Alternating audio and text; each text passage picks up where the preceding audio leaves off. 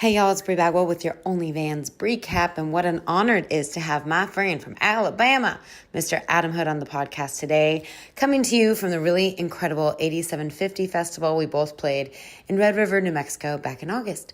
Peeking at his tour schedule, Adam's going to be in Illinois, Wisconsin, Texas, Mississippi, Alabama, Tennessee, Maryland, and more, so be sure to go to adamhood.com for that schedule. He's a must-see live act. We talk a lot about publishing deals on this podcast because Adam and I both had them. And if you don't know, publishing deals when you're considered a full-time writer for a company, and that's a uniquely hard place to be in. Being a road dog and an employed staff writer was a very busy and stressful and also freaking amazing time in my life. I'm glad we dove in on that, and even though we talk about how hard it was, I know we both loved it, and we were lucky to be in that position.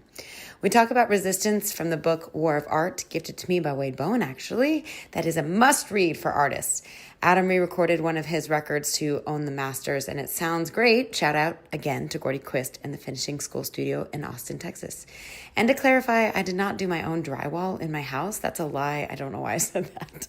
Thank you to one of our favorite places, the Mother Lode Saloon in Red River, New Mexico, for letting us film the podcast there. Oh, and also stick around at the end of the episode to hear my conversation with the organizers of the 8750 Festival. Enjoy!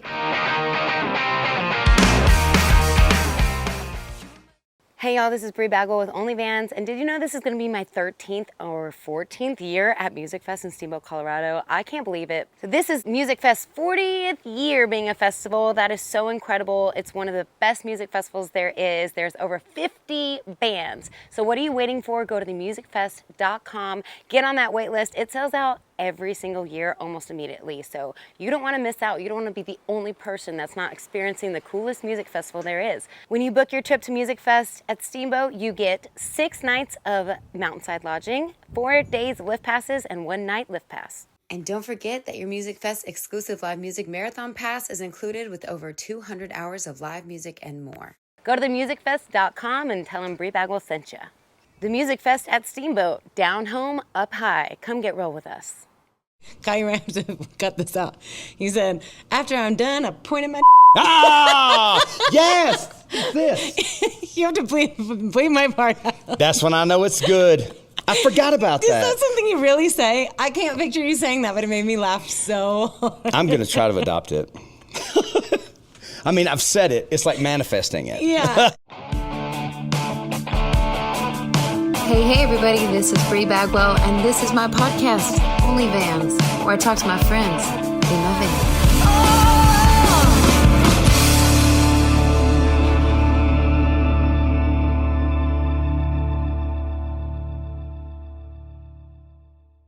I played here on the way to Steamboat. Have you played at the Mother Lode? Yes. Well, maybe. I think so.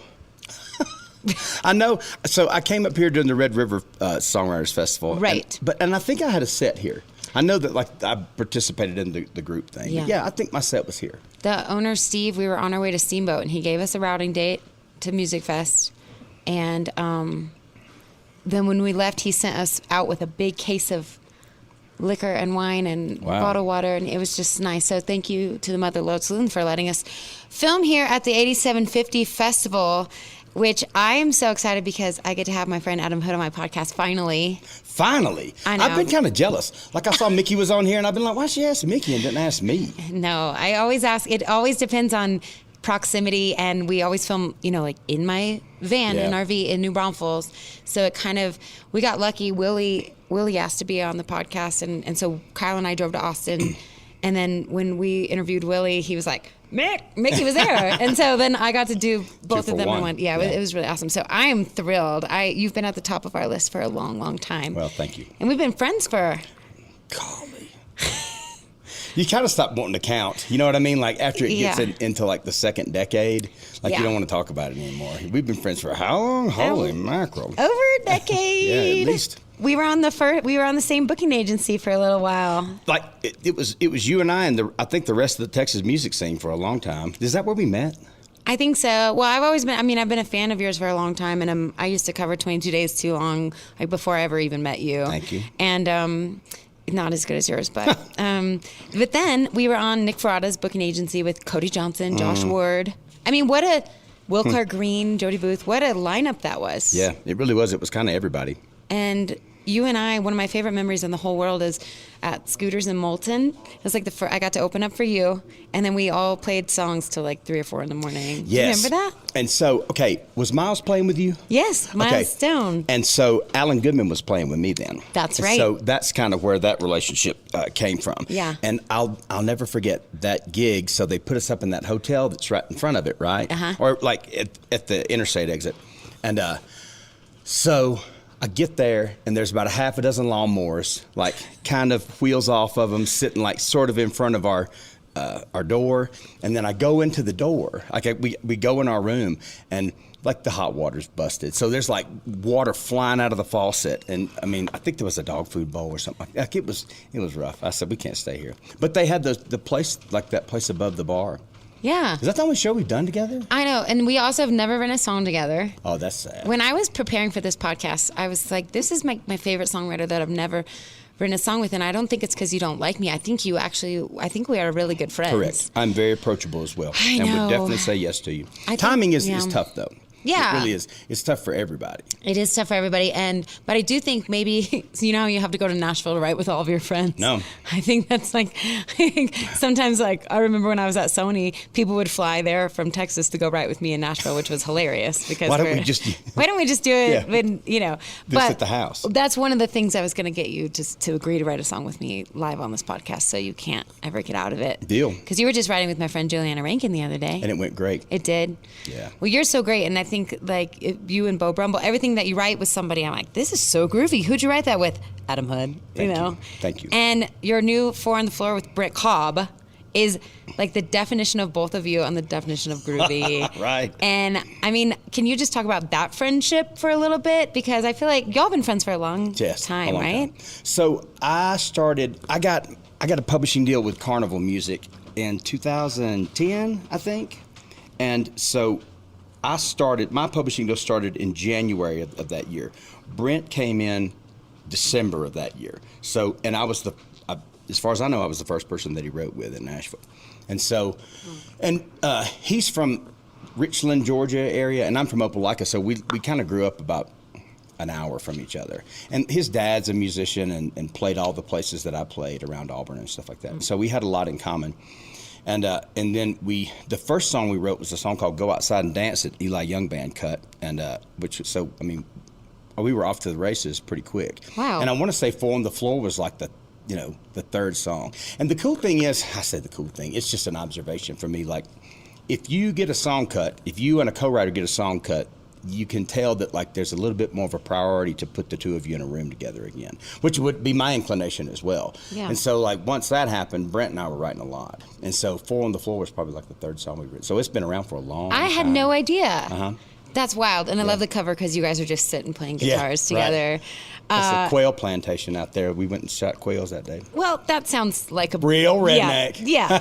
And what is happening with Alabama? I mean, like, it's so crazy. Taylor Honeycutt, Ella Langley, you're from Alabama. I remember just thinking that when I started in the Texas music scene that people were going to be upset that I wasn't from Texas. But I remember distinctly on radio interviews talking about Adam Hood's from Alabama, Reckless Kelly and Making the Motor Cars are from Idaho. So, and then at the time, like Turnpike was from Oklahoma. You know, they were starting to come out. So I think a lot of people in our scene are actually not from Texas, and that hasn't really been the barrier to entry like I thought it was going to be. Yeah, because at the end of the day, it really is a lot more about the quality of your music than it is the geography, you know? I mean, because, you know, Texas kind of, in my opinion, they sort of hold their music to a bit of a higher standard, you know? And for me, that standard was sort of what I kind of held myself to anyway. I had a friend that used to burn me. She would make mixtapes of all, like, it was Blue and Matt Powell. Got it. Like different. Okay. Yeah. She would burn me on stage. Sorry, so, no, that's fine. So, and so I kind of, pretty early in, my 20s maybe, which, God, that was forever ago. I was introduced to the Texas music scene over in Alabama. And like Pat and Jack Ingram came to play in Auburn a couple of times. And so like I was familiar, but you know how it is like that. It doesn't matter who you experience with first, somebody grabs you. You know what I mean? There's somebody that you listen to and you go, dang, that was really good. You know, that's not your average everyday song. Who was that for you? Good. You were probably getting there. Good question. I just interrupted you. No, you're fine. It wasn't me, but I'm just kidding. But I think that Nashville, Texas thing, it doesn't exist anymore. And I think, I mean, especially now with what, you know, Parker and everybody has done Kojo. Yeah. It's been really interesting. But everyone has always kind of paid attention to what Texas is doing. I think like that's the thing that I got, and like your name would come up a lot when I was in Nashville. People love Texas songwriters, and people wanted to write with you all the time because it's a unique thing and it's different than Nashville. Do you feel like? I mean, you can talk about that if you want. I'm not a Nashville hater, is my point, I guess. Yeah. But I'm glad that they're seeing the value in a writer like you who is super groovy and something like Front Porch Song that Little Big Town ended up cutting. You know, they were probably so thrilled to get a song that sounded different and wasn't in the mold of Nashville. Mm-hmm. I mean, I'm conflicted about it, you know, and it's really, it's because of the fact that I sit here in my spot and I watch the day-to-day of it. You know what I mean? I sit here in my spot and have text messages ignored. You know what I mean? And here, like the 98% no is my life. You know what I mean? And even like having success. I mean, having things. What do you mean? Just, I mean, you get more no's than you get yeses. You're getting more no's? Absolutely. Come on. Absolutely. From who? I'm just kidding. Don't pretty much everybody. But that does surprise me. At one point in time. Well, and exactly, and it kind of, you know, to like what you said kind of surprises me. You know what I mean? It's strange to me that like.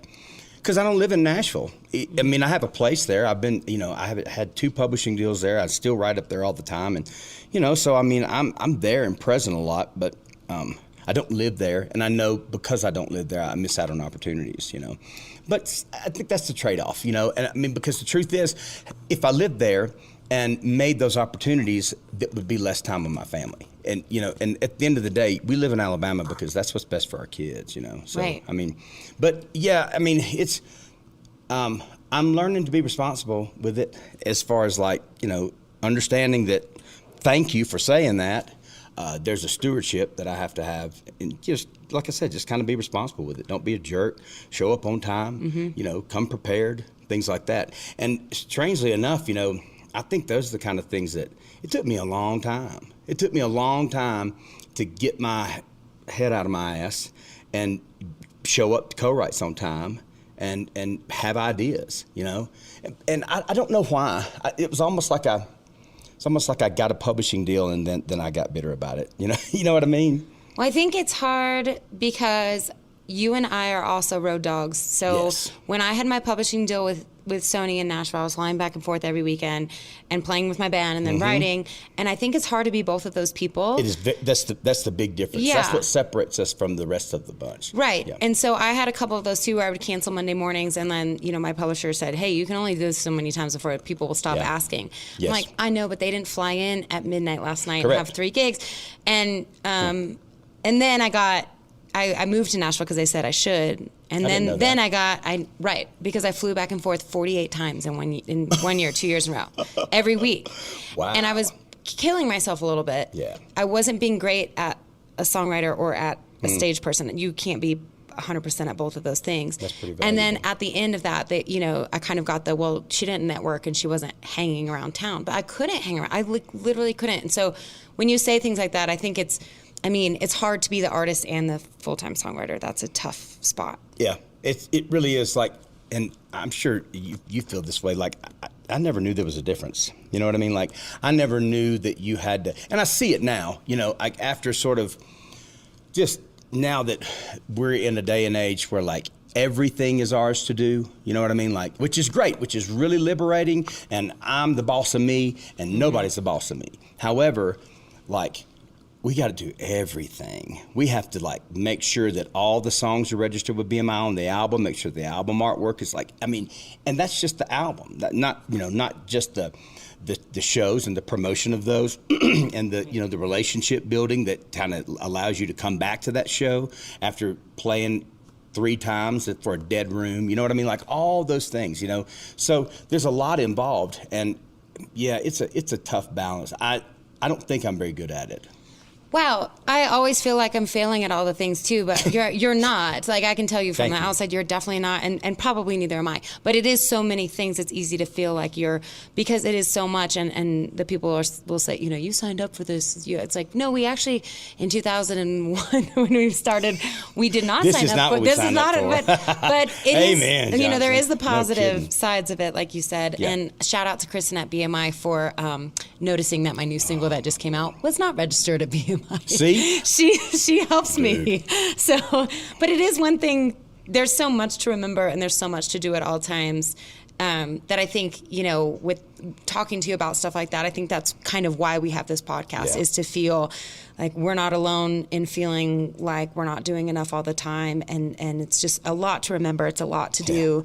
And I think you're doing a great job. Thank you. And you're also a great dad. Thank you. And prioritizing family, which is a success on its own. Well, that's what I want to do. You know what I mean? Like, you know, I would be Mr. Mom if I could, you know. Really? I'd be yelling at my kids too, though. Sometimes they'd be making me mad, and I'd be yelling at them, but that's okay. They're so cute, though. If you guys haven't seen them, and Brittany, love of my life, she's the great. love of your life. That's his she's wife. home finishing the bathroom. They're finishing the bathroom as we speak. She can do anything. She can certainly do that stuff, and I can't do it. So. Really? I mean, I guess I can. You know, there's some things that I'm sure you understand how this is. Some things you just got to get out of her way and let her do it. You know what I mean? And if she needs your help. If you could tell that to all men slowly. Let her do it. Just get out of the way. Get out of the way. Stop talking. I've been drywalling and sealing the bathtubs and stuff. And same thing. I'm pretty good at it. Really? And I think it's because I'm patient. So there are, you know. It is very difficult. Yeah, things like that are hard. But anyway, if we can sit and write a song with people that we don't like and crunch out a song that we hate for 8 hours where you're just like, what am I doing with my life? This is a weird question, but Paul and I were talking about this with Ray Wiley Hubbard the other day, but he's like, man, I love songs. I love writing songs. And it's like, to me, it's like going on a run. I don't love it, but I love it at the end. The initial motivation is really difficult. You do feel like that? Absolutely, yeah. And it's more, it's not necessarily, well, no, it is. It's with other people too. You know, and it's not that, it's nothing against them. It's just kind of it's kind of the, I think they said something about this in like the War of Art, talking about kind of the tug of war, that sort of just this natural tendency to not do the things that you really need to be doing. Resistance. Yeah, that's what it is. Yeah. Thank you very much. So yeah, I mean, and it happens all the time. It happens when I have an idea for a song. It happens when people send me ideas for songs. It happens when I got a writing appointment. But at the same time, just like you said, there's nothing more rewarding in my line of work than finishing a song. It's my favorite thing to do. That's great to know that you feel like that, because sometimes even a co-write with somebody that I love, I'm like, this is going to be hard and it's going to take a long time. And some people just don't feel like that, but I do. And I'm so glad to not be alone in that journey. Do you still have a publishing deal right now? Or no. How long were you with Carnival? I was with Carnival for 7 years. Then I got out. I was by myself for a year, and then I signed with Low Country Sound, which was Dave Cobb's company, for 5. Right. And that was January 2021 was when I finished my deal with them. Publishing deals are kind of like a love-hate for me in a sense. Like, I'm sure, I don't know, but I really liked that security of that money. Yeah. But then the pressure to write something that sells is harder than I think people imagine. And it's not, I never felt comfortable with just take the paycheck and if it happens, it happens. It was like I was always feeling the pressure of writing a great song and making their money back, you know? It's like someone's investing in you and there's no guarantee of the outcome. None. Yeah. It's very unlikely that this will work out. This is a terrible investment. Exactly. Well, and if it makes you feel any better, it makes you put your head down on the pillow a little bit better. Nobody's making money at publishing anymore. So you don't have to worry about taking the check because nobody's getting checks anymore. Right, because if you don't know anything about, people would tell me when I moved to Nashville, if you got a song on Garth Brooks' record, you were a millionaire. And so was the publishing company, if it was never a single. Just if you got a song on the record that nobody even liked. That's wild, and that's just not what happens anymore. However, no, it's not. And I think that's the thing that people kind of take for granted, especially like Garth Brooks is probably a bad example of that because he kind of owns everything. And so like, there may be more coffers of money. And Garth Brooks may be one of those people that's like, just a little more generous with his money or something like that. I don't know, but at the same time, I know what you mean. Like it was always like a number one is this amount of money, and a top 5 is this amount of money. I never saw any of that stuff. But we never really pushed the singles, and I realized that I'm not a radio songwriter. You know what I mean? Like it was kind of something that.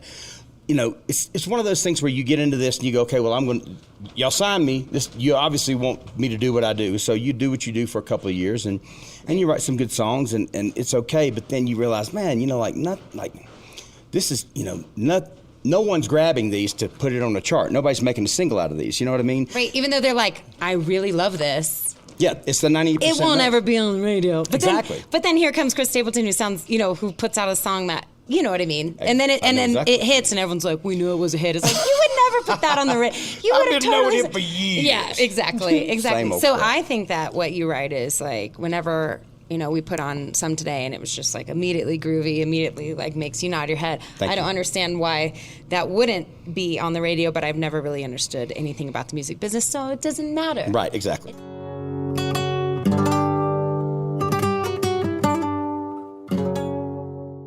Hey, this is Bree Bagwell, and if you want to listen to this podcast early and ad-free, subscribe to my Patreon at www.patreon.com/Bree Bagwell. Are you ready to take your merchandise to the next level? Well, just ask me who I use, and that is CH Lone Star Promo. They specialize in screen printing and direct-to-garment, embroidery, laser engraving, anything promo related, they can do it. Step up your merch game now with CH Lone Star Promo and tell them Bree and Whiskey sent you. This is how it's always been. And it's, and there's politics involved, and there's relationships, and there's all the things that happen with any other line of work. There's a pecking order. And so, but when I realized that hit songs weren't going to be what I do, that was my next goal was like, okay, well, I want to be the guy that if you need this, Adam's the guy to call. And you have done that. Like, you have absolutely done that. Or also, if you want to be the guy that all of us are like, that's a songwriter, or songwriter. Yeah. Like, you're that person, too. Where, like, Miranda Lambert, you're one of her favorite songwriters. Like, that's a big deal. That's a pretty big deal. Yeah. And she's like, what? Did she just say, I'll just sing on your record? She just said, yeah, right. Yeah. She kind of... she, for all intents and purposes, discovered me, Oh, yeah. She got me my job at Carnival. Right. And Bev and Rick have got me my publishing deal at Sony. Exactly. So it's very useful. They're wonderful people. Wonderful people who probably resourceful. Wouldn't want us telling everybody how wonderful they are, because that's not why they do it. Here's their address. They're so good. Here's their address and email address. Yeah. They just kind of helped me and you because they liked us. Exactly. Which is so... I can't even believe that that's my life. It's what everybody needs. Everybody needs that at some point in time, And at Mile Zero last year, it was really cold and rainy and awful, and I was playing at the pool outside, and it was freezing. And it's never like that. It's always perfect. It was a freak day. And I was so upset because it's usually a big party, and Bev and Rick Lambert were there, and I was like, and Max and Heather Stelling were there, and I thought... That's pretty nice. It's okay. Thanks for coming, Thanks guys. for coming, because if these 4 people are here supporting me, I really need that in my life. Yeah. And we have to keep those wins. Did my Absolutely. dog die? Is she okay? Thanks. she's being so mad. She's been in the car all morning, and then poor Adam Hood is like, "What is this podcast? It's so unprofessional." I don't care. He's like, "This isn't your van." This isn't a van. Yeah, but he's thankful because you've been in a van. Where have you been on the way here? So the guys live in Nashville. The band lives in Nashville. We live in Tuscaloosa. So if we're on the I-20 side of things, I-10 side of things, they can drive through and pick me up. So they picked me up about 8 o'clock Wednesday night. We went to Lindale, stayed in Lindale. Oh. Yeah, and then got up in the morning and drove to Lubbock, played the Blue Light. You played the Blue Light last night? Yes, and got in the car and drove here like after the show. Oh, no. You got your road dogs with you then. Had enough. I mean, yeah, that's a lot of road time. And it's harder the older we get. I mean, I kind of think about when we were doing it back in the day, we were really doing it, but we were younger. And the older you get, the more my back starts to go, I don't know about this anymore. It sure is bumpy in this car. It's just, This van's bumpy. I see you. Well, and it's just, it's kind of part of it, and the thing that kind of gives me a little bit of peace about it is the fact that there's no level of travel that's comfortable. No one has figured it out. It's a pain in the neck for everybody. If you've got a fleet of buses, or you got a jet, or you got a magic carpet, there is still something that's going to be a pain in the neck to you. Nobody's mastered it. This is not bliss for anyone. Right. And I think mainly human beings are not supposed to be in this position not for this that long. Yeah. And sleeping, trying to sleep in different places every night, it definitely is hard, and it's a life that we choose. And I get so mad at Paul, though, because he'll be able to go hike, shower, and get ready for the show in the time that it takes me to put on my makeup. So you should be thankful that you're a man. I am thankful when it comes to that kind of stuff. I'm kind of like I'm kind of never stage ready, but always stage ready at the same time. You know what I mean? Like, it's almost cooler if you're like, I just rolled out of bed. I just threw this on. I slept in this last night. Or guys are sweaty and they look hot, and when I'm sweaty, it's like, oh. I do not look hot when I'm sweaty. I look hot, like it's hot outside. Obviously. Do you remember? I don't think I should ask you this on this podcast. I can't wait. Do you remember Paul asked you in Steamboat? He said he was talking to you and Jason Eady, and he said, "How do you know when it's a good song?" No. You don't remember this? What was my answer? Guy, you have to cut this out. He said, "After I'm done, I point at my." Yes. This. You have to bleep my part out. That's when I know it's good. I forgot about that. Is that something you really say? I can't picture you saying that, but it made me laugh so hard. I'm going to try to adopt it.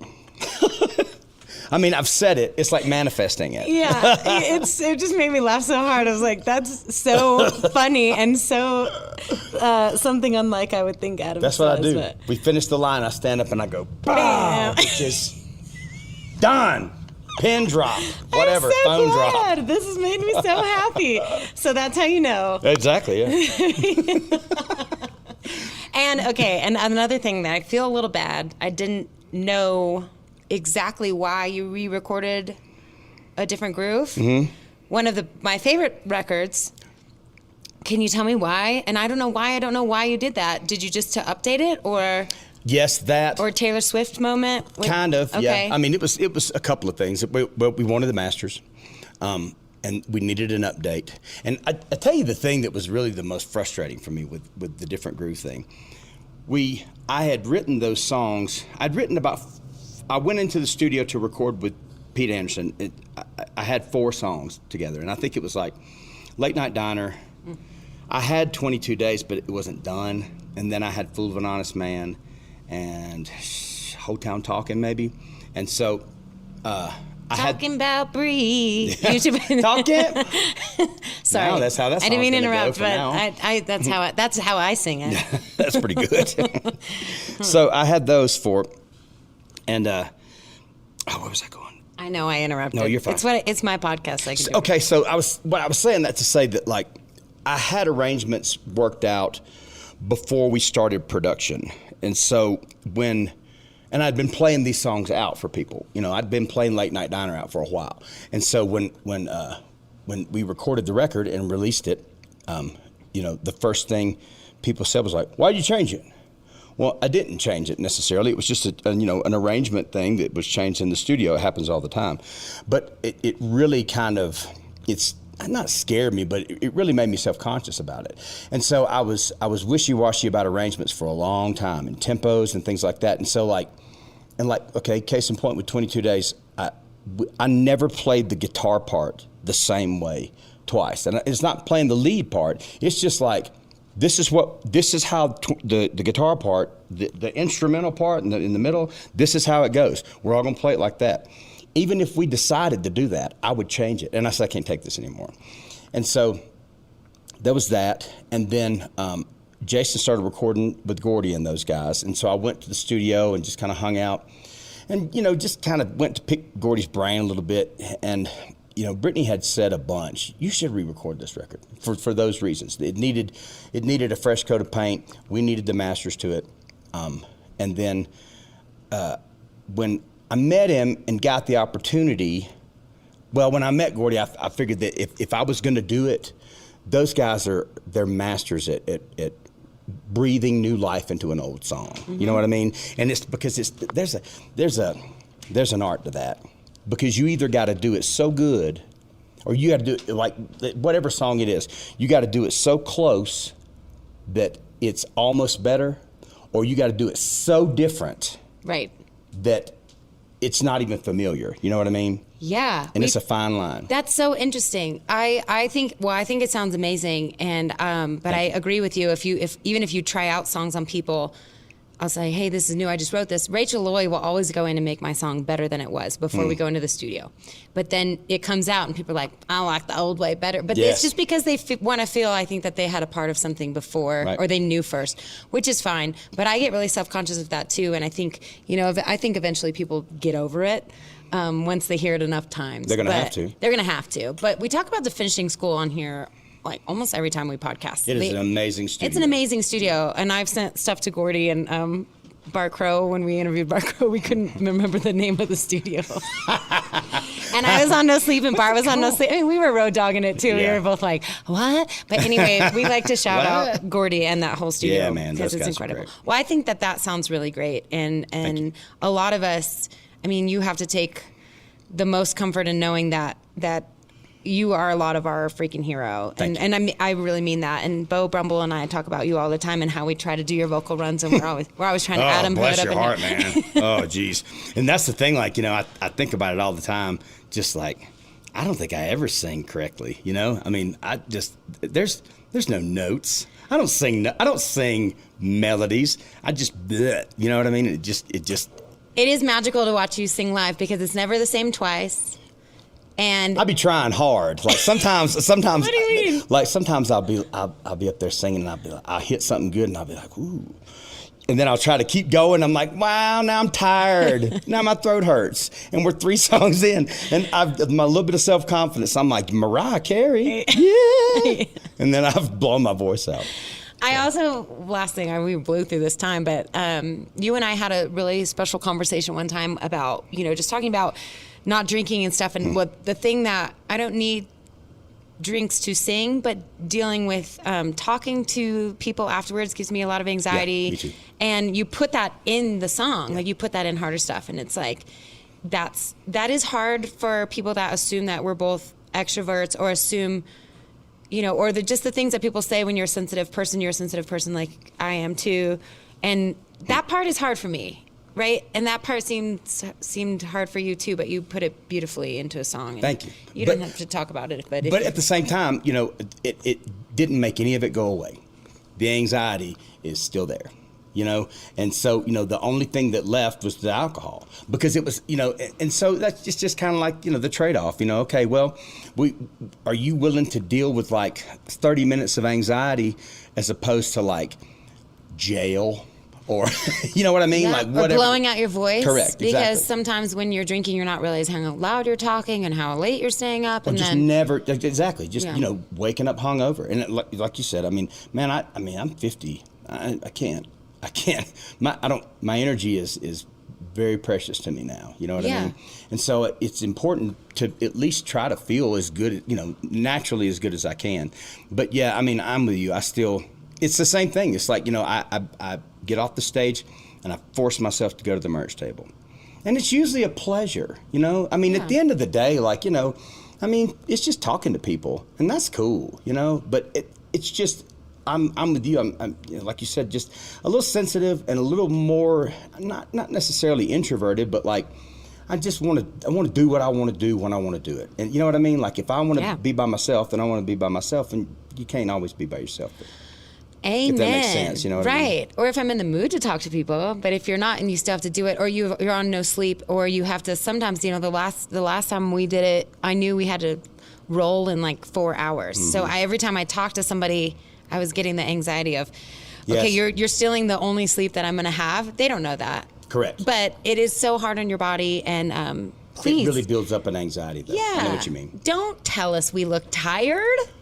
We know. We are tired. Did they tell you that? Oh, I get it a lot. Ask Kyle. Kyle always look great. Oh, thank you. You're what, well, hey. Well, what's next? And then we'll let you go because you got a sound check. Okay, well, here's what I'm doing. So we're working on this, and it may not come to fruition, but we're in the works for a record that's going to be a record of duets, and basically the duets are going to be the songs that the artist recorded, me and the artist singing them. Oh my gosh, like Miranda, Whiskey Myers, Riley Green. I asked Cody. Cody He didn't Jinks. say no.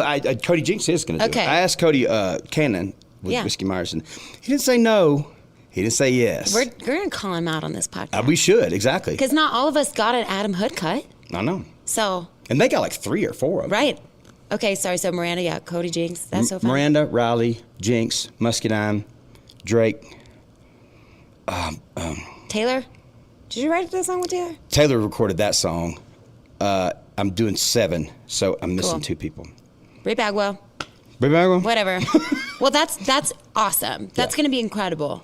Thank And like everything else you do, it's going to be wonderful. And I wish every time we drove around and listened to Adam Hood and we were all in our feels and happy or grooving or whatever that hopefully through the airwaves you feel that love. I do. I appreciate. I mean, really, it's encouraging. It's good to know. It's good to be told these kind of things every now and then. Well, I'll tell you every day. Okay, deal. And tell Brittany I love her. I sure will. Go have a great show today. We can't wait. Thank you, ma'am. I'll be there. Thanks. Thanks. Sorry about my dog. Damn it. And I hit the microphone on the button.